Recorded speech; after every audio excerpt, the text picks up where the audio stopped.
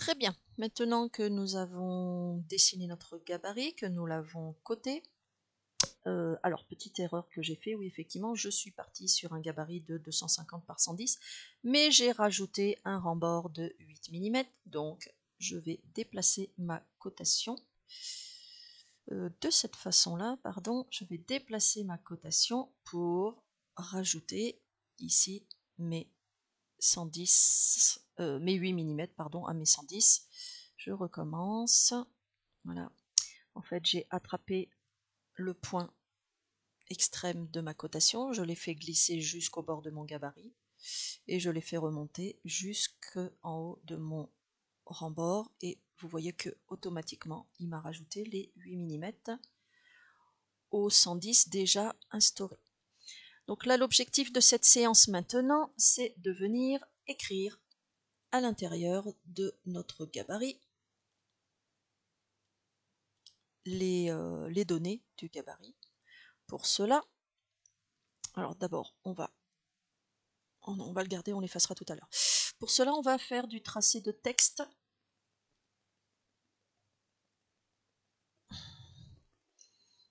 Au clavier, vous allez chercher texte, T-E-X, et vous sélectionnez le texte multiligne. Donc ça, c'est la première option qui m'est proposée.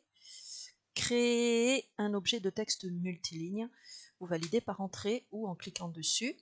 Ensuite, on vous demande de spécifier le premier coin, le coin opposé, ça c'est histoire de définir un cadre.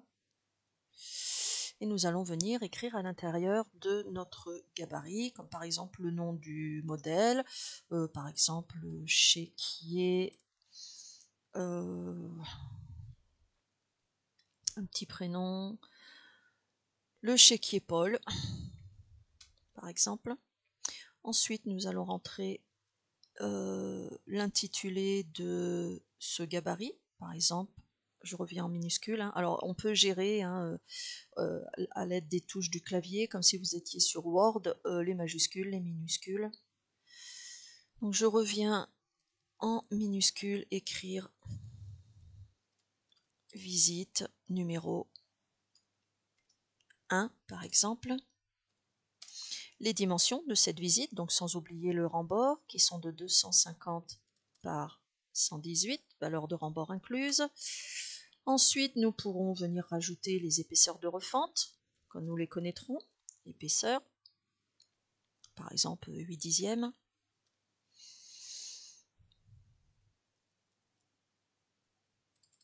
Combien de pièces à couper pour fabriquer le chéquier? On peut imaginer par exemple qu'on a une visite de chaque côté. Donc on va mettre par 2 cuir. Qu'est-ce qu'on pourrait rajouter? Pour l'instant c'est tout. Voilà, on ne va pas en rajouter trop. Donc effectivement, voilà, vous faites un clic dans le vide pour venir valider le texte. Ce texte, je peux le déplacer comme je veux. Alors attention, si l'icône ici est activée, il est figé horizontalement, verticalement. Vous vous souvenez, si je décoche cette icône, je peux mettre mon texte comme je veux dans mon gabarit. Alors faites attention, hein, ici nous n'avons pas tracé l'axe de symétrie, nous pourrions le faire d'ailleurs, mais ne venez pas écrire sur l'axe de symétrie par exemple. Vous voyez là j'ai à l'aide du carré, clic gauche, je suis venu attraper le texte pour venir le déplacer comme je veux. Ensuite nous allons faire un double clic pour revenir sur la configuration du texte. Alors théoriquement vous avez une ligne de modification de texte qui apparaît. En faisant un double clic dessus. Notamment ici la police du texte.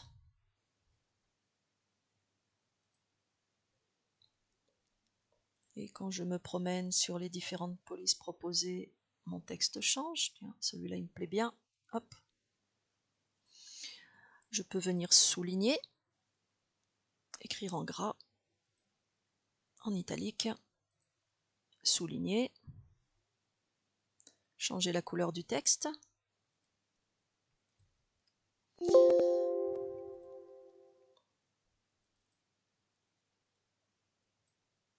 changer la couleur du texte.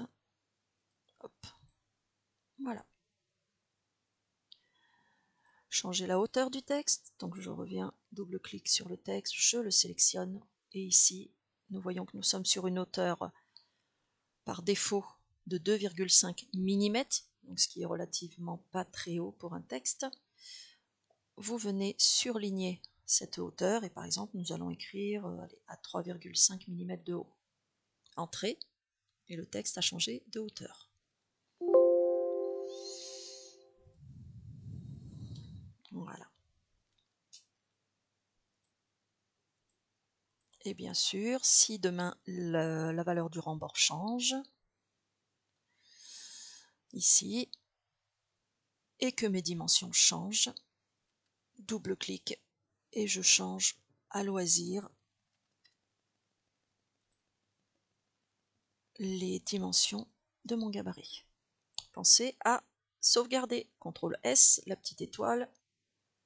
CTRL S, la petite étoile disparaît. La sauvegarde s'est faite.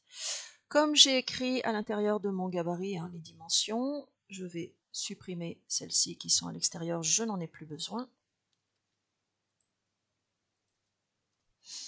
Parce qu'encore une fois, ce qui m'intéresse, c'est le gabarit. Je vais tracer un axe de symétrie.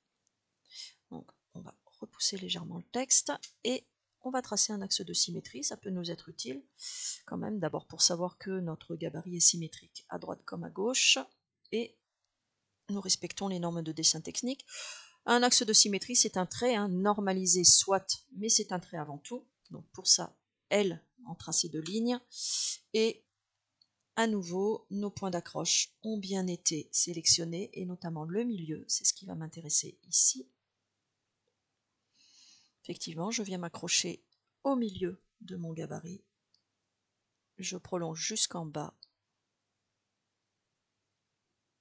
Et pourquoi je ne trouve pas le milieu? Et voilà. Et ici, le milieu du gabarit. Alors théoriquement, nous verrons plus tard comment changer les différents types de lignes.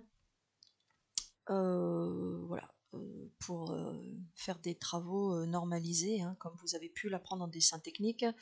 Il arrive que notre gabarit est pas forcément suffisamment grand pour que le tracé de ligne se voit. À ce moment-là, j'ai pour habitude de venir changer la ligne, la couleur de la ligne. Donc un double clic dessus. Ici vous avez la couleur de la ligne, vous cliquez dedans et vous pouvez aller chercher différentes couleurs, voire en inventer une si elle n'existe pas. Pour bien signaler qu'ici c'est l'axe de symétrie. Par exemple, et on sauvegarde.